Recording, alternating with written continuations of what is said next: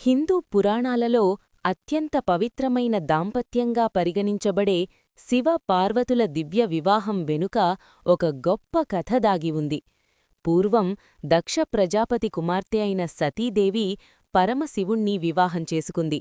కాని ఒకరోజు దక్షుడు నిర్వహించిన మహాయజ్ఞానికి శివుణ్ణి ఆహ్వానించలేదు.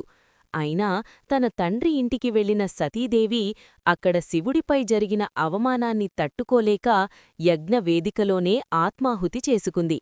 ఈ సంఘటనతో తీవ్ర విషాదంలో మునిగిపోయిన శివుడు ప్రపంచాన్ని విడిచిపెట్టి హిమాలయ పర్వతాల్లో లోతైన తపస్సులోకి వెళ్ళిపోయాడు.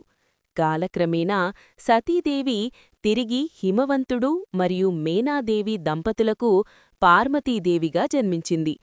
చిన్ననాటినుంచే పార్వతికి శివుడిపై అపారమైన భక్తి మరియు ప్రేమ ఉండేది. శివుణ్ణే తన భర్తగా పొందాలని సంకల్పించిన ఆమె ఘోరమైన తపస్సును ప్రారంభించింది.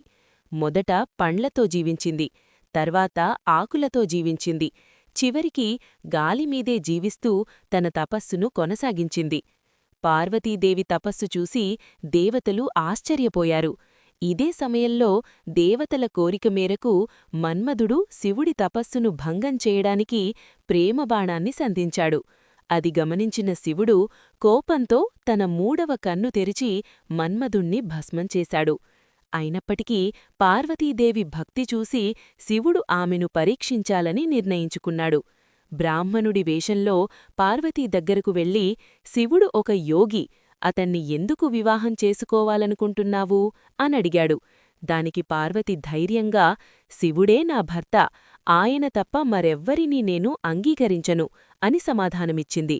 ఆమె నిబద్ధత చూసి ఆనందించిన శివుడు తన అసలు రూపంలో ప్రత్యక్షమై వివాహానికి అంగీకరించాడు.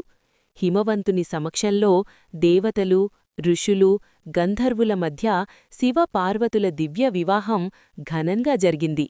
ఆ రోజు నుండి పార్వతీదేవి శివుని అర్ధాంగిగా నిలిచి ప్రపంచానికి ఆదర్శమైన దాంపత్యానికి చిహ్నంగా మారింది.